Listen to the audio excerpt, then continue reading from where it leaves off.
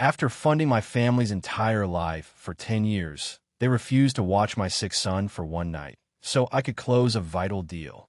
They chose my deadbeat brother over me. They just didn't know I had the receipts. The faint, rhythmic hum of the cooling fans in my server rack is the late-night soundtrack to my life. It's a sound of success, I suppose. A low, constant reminder of the machine I built. From my desk, I can see the city lights of downtown shimmering through the floor-to-ceiling glass of my home office. It's a hell of a view, one I'd only dreamed of from the back of my dusty garage startup 10 years ago. Tonight, that view felt less like a trophy and more like a cage. On my primary monitor was the contract, a six-figure deal to design and install a fully integrated smart home and audiovisual system for a new boutique hotel. Every clause had been scrutinized, every line item triple-checked. It was a masterpiece of logistics and technical planning. My work, my sweat, my company. I leaned back in my chair, the expensive leather groaning in protest, and rubbed my eyes. Pride, exhaustion, and something else, something heavier, churned in my gut. Just as I was about to close the file, a small notification slid into the corner of my screen. It was from my bank, the same notification I saw on the first of every month. Payment processed, $2,850 to City Mortgage Corporation for account ending in 8841. Account 8841. 124 Willow Creek Drive. My parents' house. A sigh escaped my lips, long and tired.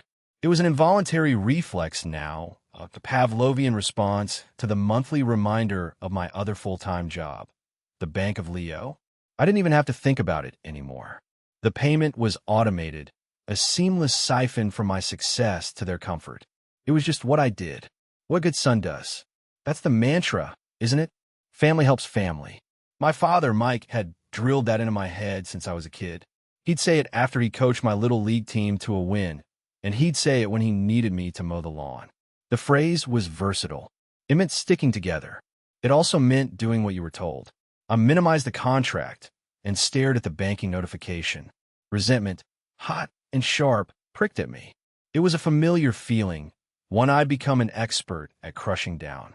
Don't be an ass, Leo, I told myself. You can afford it. Dad's back is shot. Mom never worked. They gave you everything. But did they? They gave me a roof over my head, sure.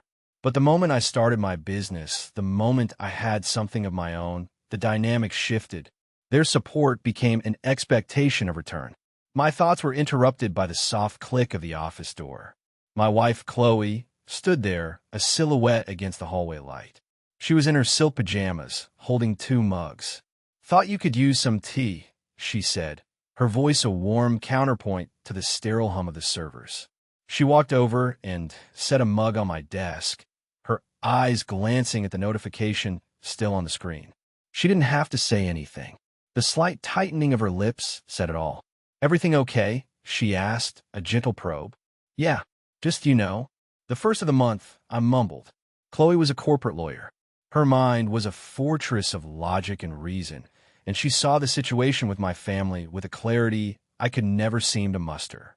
She never pushed, never said, I told you so, but her silent concern was a constant mirror held up to my own willful blindness. I hated that I was avoiding this conversation even with her. It was a weakness. I knew it. A few weeks ago, I had a client, a tech mogul with an ego the size of his mansion, who kept demanding last-minute changes that were completely outside our contract. I kept appeasing him, sending my guys on pointless errands to recalibrate the ambient lighting for the 3rd time. I complained to Chloe about it for days until she finally put her fork down at dinner and said, Leo, you have a contract. Enforce it. Why are you letting him walk all over you? She was right, of course. I made the uncomfortable call, the client grumbled, but backed down, and the project got back on track.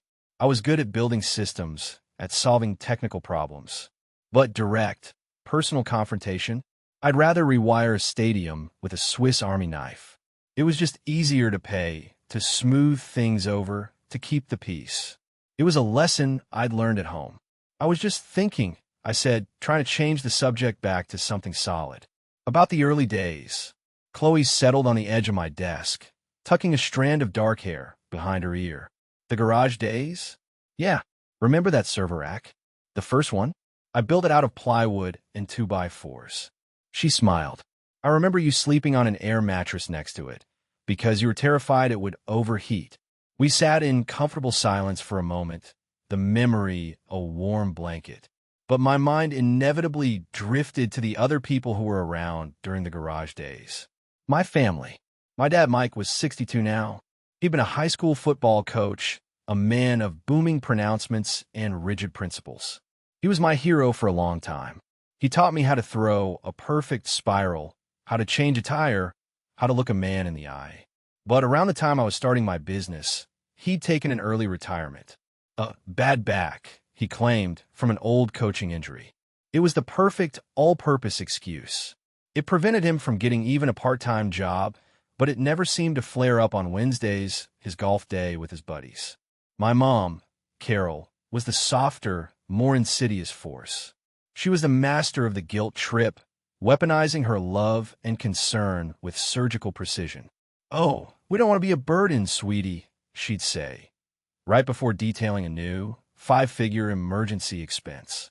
She'd never worked a day in her life, and at 61, she'd perfected the role of the fragile matriarch whose only wish was for her family to be happy, a happiness that was, coincidentally, always dependent on my checkbook. And then there was Trevor, my brother, my older brother. At 40, Trevor was still a professional ideas guy. He was always on the verge of the next big thing, a visionary hamstrung by a world that just didn't appreciate his genius. His ventures were always flashy and funded, one way or another, by me. I still had a folder in my email inbox labeled Trevor's Messes. The most recent addition was his influencer marketing agency. He'd convinced a handful of small businesses to pay him to promote them, then spent the money on a new wardrobe and a trip to Vegas to network. The memory was so vivid, I could almost smell the burnt plastic of my soldering iron. I was in my garage, 3 a.m., trying to meet a deadline for my first real client. My phone rang. It was a frantic bride. Trevor had been hired to do drone photography for her wedding. Not only had he shown up late, but he'd somehow managed to crash the drone into the wedding cake before the reception. Now she was threatening to sue. I spent the next hour on the phone with her, my real work sitting idle, promising to refund her money and pay for the cake. When I finally got a hold of Trevor, he was indignant. She had no appreciation for my artistic vision, man. The low-angle shot would have been epic. I paid the $2,000 to make it go away. It was just easier. Chloe's hand on my shoulder pulled me back to the present. "You're a good man, Leo," she said softly. I looked at her, at the genuine love in her eyes, and a wave of shame washed over me. I was a good husband, a good father to our 4-year-old son, Noah. I was a good boss. But when it came to my family, was I being a good son, or just a fool? The line had become so blurry, I couldn't see it anymore. A few weeks later, the gears of the family machine ground on, business as usual. It was my 38th birthday. Chloe had wanted to take me away for the weekend, just the 3 of us, but my mother had insisted on a family dinner. "We never see you, Leo. It's the least we can do to celebrate our wonderful son." The request, as always, was coated in a thick, sweet layer of guilt. So we went. The dinner was at their house, the house I paid for. The table was set with the good china, the kind that only came out for major holidays. My dad was in high spirits, telling old stories about his coaching days, his bad back miraculously forgotten for the evening. My mom fussed over everyone, making sure our plates were full. Even Trevor seemed normal. He asked about my business, nodded along thoughtfully, and didn't mention a single half-baked scheme. They presented me with a gift, wrapped in slightly too perfect paper. It was a framed photo of me and my dad, taken after I'd won science fair in middle school. I was holding a wobbly, hand-built robot, and my dad had his arm around me, beaming with a pride that felt real, that felt earned. Looking at it, a knot formed in my throat. This was the father I missed, the man who had believed in me before I believed in myself. A wave of shame washed over me for all my recent, bitter thoughts. "See?" A voice in my head whispered. "They love you. They're your family. You're just being cynical." I felt small and petty. I thanked them, my voice thick with an emotion I couldn't quite name. For a few hours sitting around that dining table, the illusion was perfect. I was just Leo, the son, the brother, home for his birthday. Not the bank. The feeling lasted exactly 16 hours. The next morning, my phone buzzed. It was a text from Trevor. Hey bro, last night was awesome. Great to catch up. Listen, had a brainstorm. Thinking about getting into the VR cafe space. Huge potential. The barrier to entry is mostly equipment. Was thinking if I could get about $20K for the initial lease and hardware, we could be partners. 50-50. I stared at the message, my coffee going cold in my hand. The warmth from the night before vanished, replaced by an icy dread. He'd waited. The whole dinner, the gift, the pleasantries, it was all a prelude. A softening of the target. I felt like a complete idiot. I didn't reply. The three little dots indicating he was typing appeared, then disappeared, then appeared again. I turned my phone over on the counter. That Sunday, Chloe suggested we go for a barbecue at her parents' place. It was exactly what I needed. Her parents, David and Mary, were the complete opposite of mine. They were salt-of-the-earth people. David was a retired mechanic who'd spent 40 years with the same company. Mary had been a school nurse. They lived in a modest but immaculate home they'd paid off a decade ago. Their support for Chloe had been unwavering, but it came with the expectation that she would, eventually, stand on her own 2 feet. A wild concept. We were in the backyard. The air smelled of cut grass and charcoal.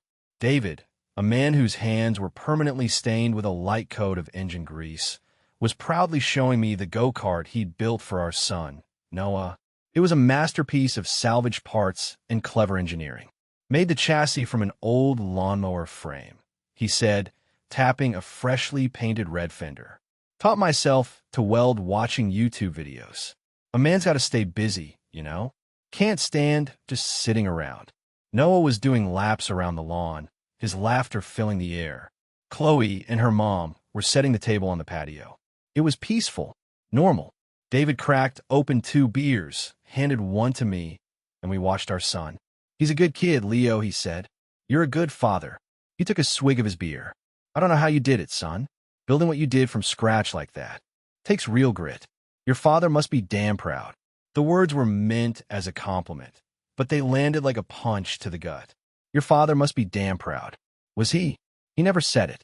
He never asked about the specifics of a big project, the stress of making payroll, the thrill of landing a huge client. His pride seemed to be reserved for the things my money could buy him. I thought of the framed photo from my birthday, a relic from a time when my accomplishments were my own, not a resource to be tapped. I mumbled something non-committal, and the conversation moved on, but the thought burrowed into my mind like a tick. The contrast was a blinding floodlight on the dark, dusty corners of my own family dynamic. I saw it all with a terrible, gut-wrenching clarity. I wasn't a son. I was a sponsor. The breaking point didn't come with a bang. It came with a phone call on a rainy Tuesday afternoon a month later. It was the kind of day where everything happens at once. I was in my office, prepping for the most important meeting of my career. I was pitching a full multi-year tech integration contract to a notoriously difficult hotel developer, a man named Sterling. This was the deal that could elevate my company to a new level, the kind of contract that secures your future for a decade. My presentation was flawless. My numbers were solid. I was ready. At the same time, Chloe called. Leo, I'm so sorry. There's a crisis at the firm. A major client is threatening to pull out. They need me in an emergency deposition. Right now, Chloe never exaggerated. If she said it was a crisis, it was a crisis. No problem, I said, my mind already reshuffling logistics. We can handle it. 5 minutes later, the universe laughed. Our nanny, a wonderful woman named Maria, called. Mr. Leo, I am so sorry. I have a terrible flu. I cannot come today. Suddenly, we were in a jam. A big one. We had a sick 4-year-old, a career-defining meeting for me, and a 9-figure lawsuit for her. We just needed a few hours of help. One evening, I'll call my mom, I said automatically, the old programming kicking in. They're just sitting at home. It's a no-brainer. I dialed her number, my stomach tight with stress. I explained the situation quickly. The huge meeting, Chloe's emergency, the sick nanny, our sick son. I was so sure, so absolutely certain they would step up. After all I'd done, for all the talk of family helps family, this was it. This was the moment for them to be the heroes. There was a pause on the other end of the line. Then a light, airy laugh. It was a sound so out of place, so jarring, it felt like a physical blow. "Oh, Leo, honey," my mother's voice chirped, dripping with a kind of patronizing sweetness. "We're not babysitters. We raised our kids already." I stood there, speechless, the phone pressed to my ear. I could hear the tinny sound of a game show in the background. She continued, oblivious to the bomb she'd just detonated. "Besides, your father's back is acting up terribly today. He can barely get off the couch." My mind flashed to David, my father-in-law, covered in grease from building his grandson a go-kart. I thought of the golf games, the fishing trips, the endless stream of excuses. Not babysitters. The two words echoed in the sudden, ringing silence of my mind. It wasn't just a no. It was a dismissal, a statement of policy. My son, her grandson, wasn't her responsibility. He was my problem. A problem her money-printing son was expected to solve on his own. I see. I managed to say, my voice sounding distant and strange. "Don't worry, sweetie. You'll figure something out. You always do," she said cheerfully and hung up. I stood in my office, the receiver still pressed to my ear, listening to the dial tone. I was supposed to be in a car in 10 minutes on my way to the meeting that could change my life. But all I could feel was a profound, seismic shift happening deep within me. The foundation I had built my entire adult life upon, the idea that my sacrifice was a noble act of family duty, had just crumbled into dust. For a full minute, I didn't move. I just stood there, the dead phone in my hand. The meticulously prepared presentation for the Sterling deal sat on my desk, suddenly looking like a prop from someone else's life. My first instinct was anger, a hot, roaring fire in my chest. But something colder, something far more dangerous, quickly extinguished it. It was a gut feeling, the same instinct that tells me when a wiring schematic is flawed or when a supplier is trying to screw me. Something was off.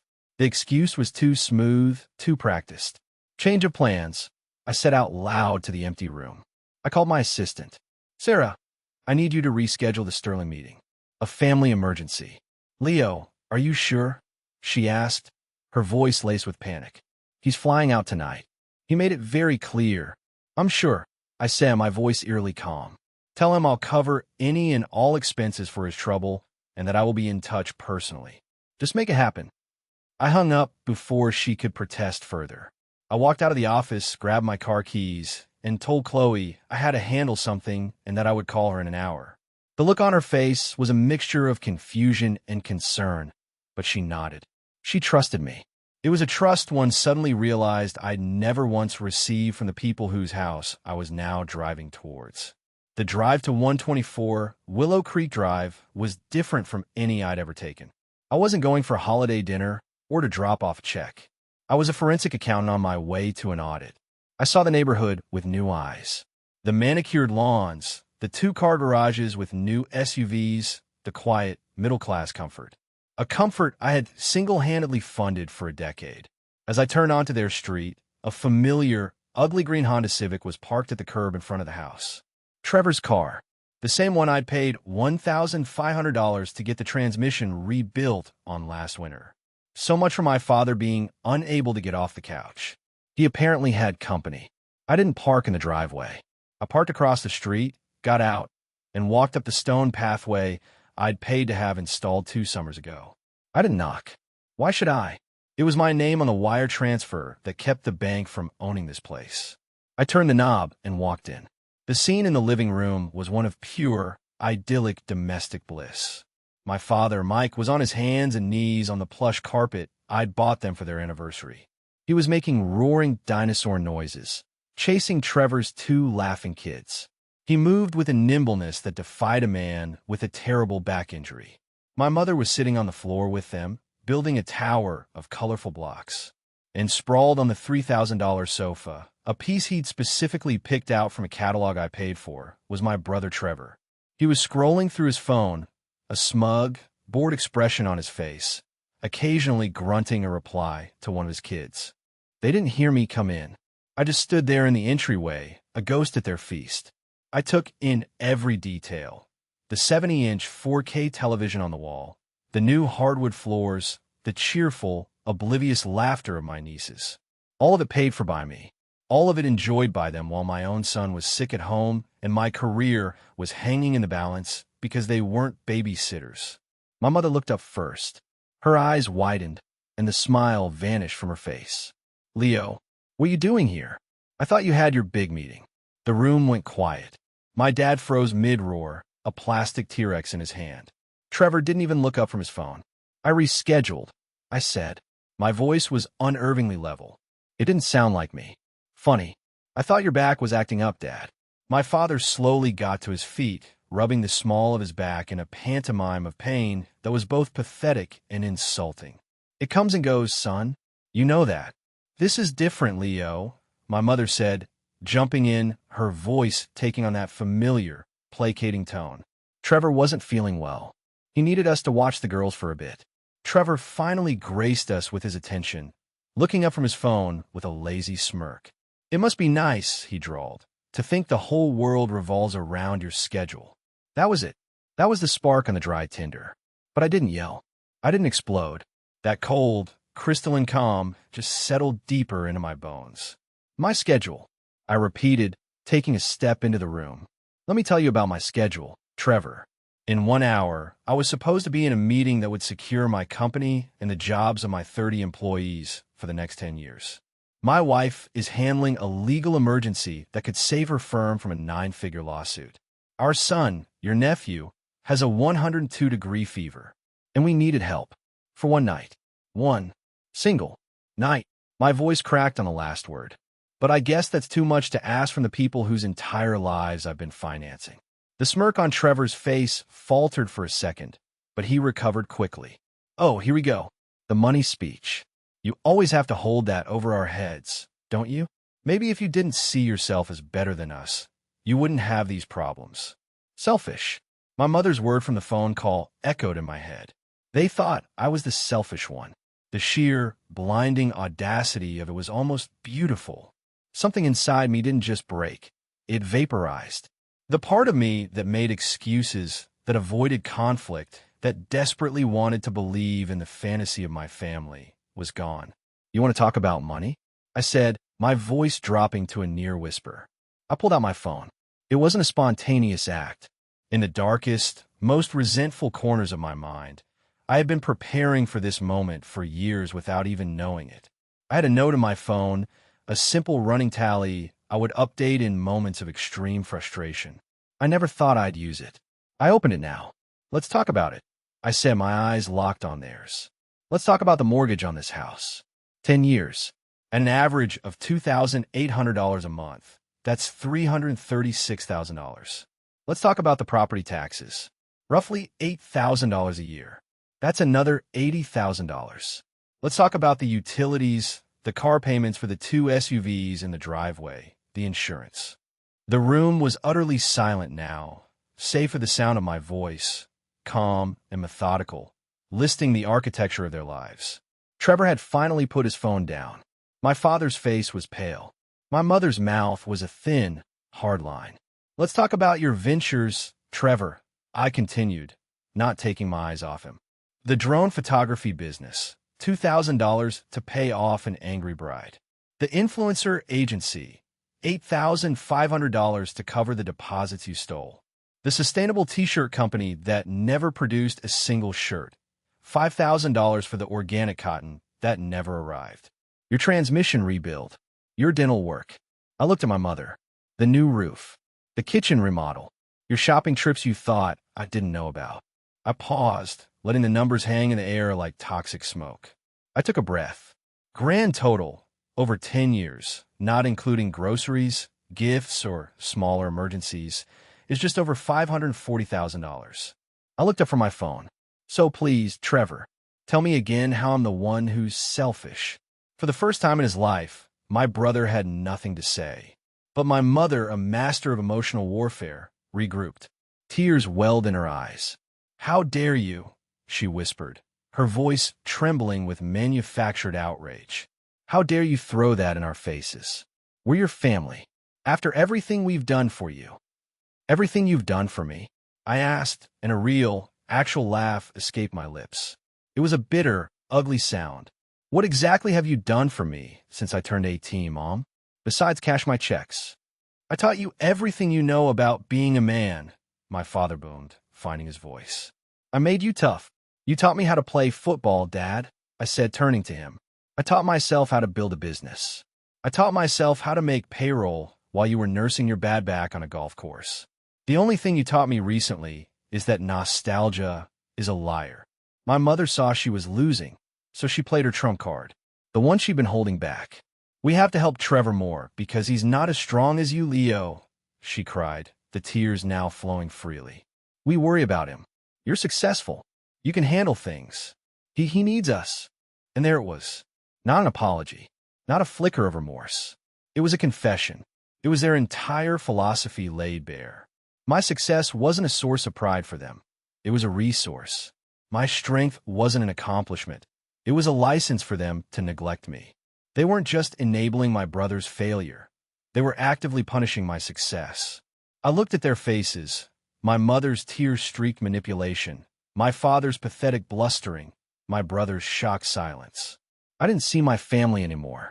I saw strangers, parasites who had latched onto me so long ago I'd mistaken them for my own skin. "I see," I said softly. I put my phone back in my pocket. "Thank you for clarifying." I turned and walked toward the door.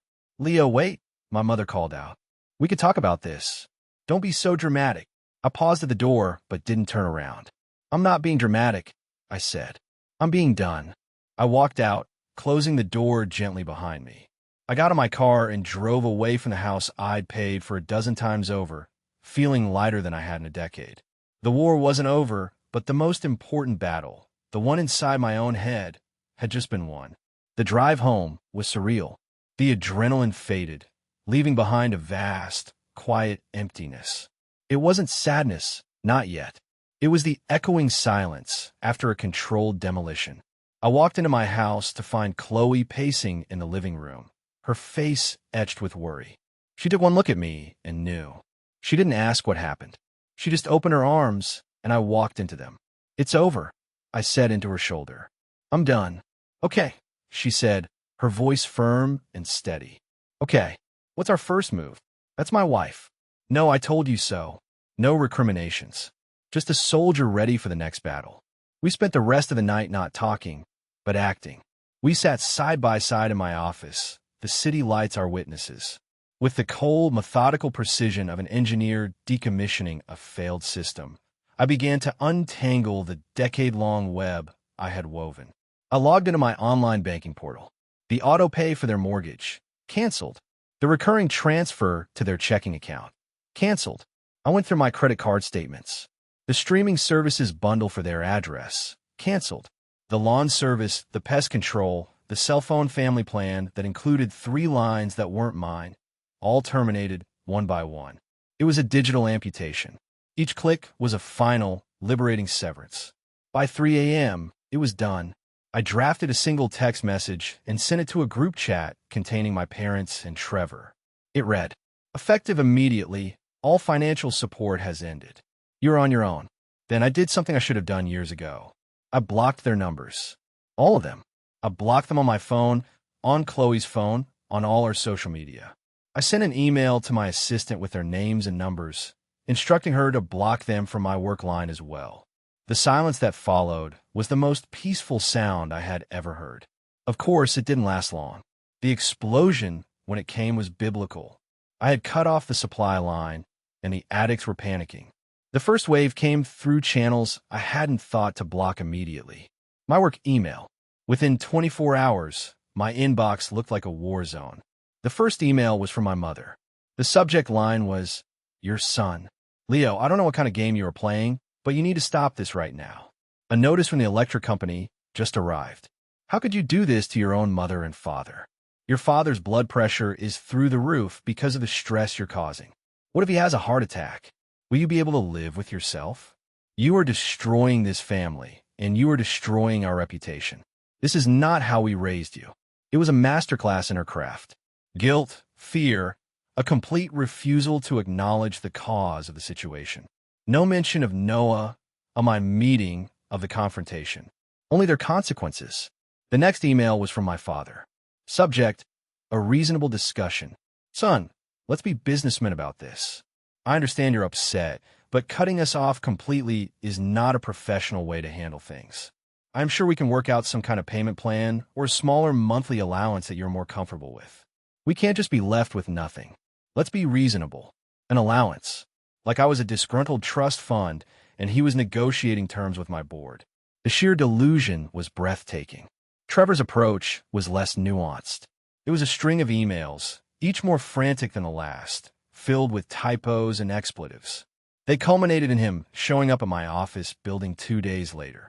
My office manager, a wonderful, no-nonsense woman named Brenda, called me. Leo, your brother is in the lobby. He's causing a bit of a scene. He's demanding to see you. Is he being threatening? I asked calmly, watching the live feed from the lobby security camera on my monitor. Trevor was pacing, red-faced, gesticulating wildly at the receptionist. He's just being loud and obnoxious, Brenda said. Security is on their way. I watched as 2 calm, uniformed guards approached my brother. I saw Trevor puff out his chest, then deflate as he realized they were not impressed. They escorted him out, a 40-year-old man having a tantrum because his allowance had been cut off. It was pathetic, and for the first time, I felt a flicker of something other than anger or sadness. I felt power, the power of a boundary that was finally holding. The real world began to intrude on their bubble with brutal speed. A week later, Chloe's lawyer friend, who handled our real estate dealings, called me. Hey Leo, weird one for you, he said. I just got a call from a realtor down in Naples, Florida. He said the deposit for that condo on Pelican Bay was being returned. The deal fell through. He said your email was the primary contact on the file. Did you want me to have him send the check to you? The Florida condo, the one they had been sending me listings for, the one they'd called a great investment for the family's future. They had already put a deposit down, with my money, without telling me. Yes, Jeff, I said, a slow smile spreading across my face. Please have him send it directly to me. That $5,000 check went straight into Noah's college fund. The public climax came 3 months after the severance. My mother, having exhausted all private channels, took her campaign public. She wrote a long, rambling, tear-jerking post on Facebook. It was a masterpiece of vague booking and passive aggression, accompanied by a soft-focus photo of her and my dad looking weary and sad. It is with the heaviest of hearts that I write this. It began. I never thought I would see the day when money could so completely poison a person's soul. To see your own son, a boy you raised and nurtured and gave everything to, turn his back on his family in their time of need, is a pain no parent should ever have to bear. We are struggling to make ends meet, to keep a roof over our heads while he lives in luxury. I just pray that he one day finds his way back to the man we knew. Family is everything, and ours is broken. The comments section exploded with sympathy. Distant aunts, old neighbors, people from her church. That's terrible, Carol. Sending prayers. How could he be so heartless? I watched it unfold for a full day. I let her build her narrative. I let the choir of sympathizers reach its crescendo. Then, after a long conversation with Chloe, I responded. I didn't engage with her post directly. I made my own. It was public, calm, and devastatingly simple. It was titled, For the Record. In light of some recent public speculation regarding my family, I feel it's necessary to provide some clarity in the interest of the truth. Family is indeed important, and so is mutual respect. Below is a top-level summary of the financial support I voluntarily provided to my parents and my brother over the last decade. And then I listed it. Not the emotional stuff, just the facts. Housing and utilities, 10 years approximate, $384,000. Vehicles purchase and maintenance approximate, $55,000. Direct support for brothers' failed business ventures, approximate, $65,000. Total direct, documented support, over $500,000. This support was willingly given under the assumption of a familial bond of mutual support. That support was terminated on March 14th, the day my wife and I, in a personal emergency, asked for one evening of childcare for our sick son, and were told, "We're not babysitters." The decision to end financial support was a direct result of this incident and the conversation that followed. It was a difficult decision, but a necessary one to protect the well-being of my own wife and child. I truly wish my family the best in finding their own path to self-sufficiency. I didn't include the spreadsheets. I didn't need to. The post was a nuclear bomb. The digital tide turned so fast, it gave me whiplash. The comments on my mother's post vanished. Apologies started trickling into my private messages. A cousin, Leo, I had no idea. I am so sorry. An old neighbor. Your father told us you were just happy to help. I'm ashamed for believing it. Trevor's ex-wife even reached out to thank me, saying her lawyer would find the information very useful in their ongoing child support dispute. Life moved on. 6 months later, I was driving Noah to his soccer game. We took a detour through a part of town I usually avoided. As I stopped at a red light, I saw a familiar figure in a bright orange safety vest, holding a stop sign. It was my father, working as a school crossing guard. He looked smaller, grayer. Our eyes met for a fleeting second across the intersection. There was no anger in his gaze, just a hollow weariness. I didn't feel a surge of triumph or glee. I just felt a profound, aching sadness for the man he could have been, for the father I used to have. I pressed the accelerator and drove on. I heard through the grapevine that the house at 124 Willow Creek Drive was in foreclosure. My mother was working as a hostess at an Applebee's, the kind of place she used to loudly complain about. Trevor was working 2 jobs, one at a warehouse and one delivering pizzas, a man in his 40s finally experiencing the entry-level life he'd spent 2 decades avoiding. Tonight, I'm in my backyard. The air is cool and smells of jasmine from the vine climbing the fence. Chloe is on the porch, reading a book under the warm glow of the patio lights. I'm teaching Noah how to throw a baseball. He's got a good arm. Keep your eye on the target, buddy, I tell him, crouching down to his level. Follow through. Finish strong. The words are my father's, but the voice is mine. They feel different now. Cleaner. Earned. Noah winds up and throws a wobbly, but enthusiastic pitch right into my glove. He beams with pride. My pride. I looked at him, this wonderful little boy, and then at my wife, my partner, my true family. The silence in my life, where the constant hum of my family's neediness used to be, is no longer empty. It's filled with peace. I lost a family defined by obligation and guilt, a family I had desperately tried to buy the love of. But in doing so, I saved the one that mattered. The price was high, but the peace? That's priceless.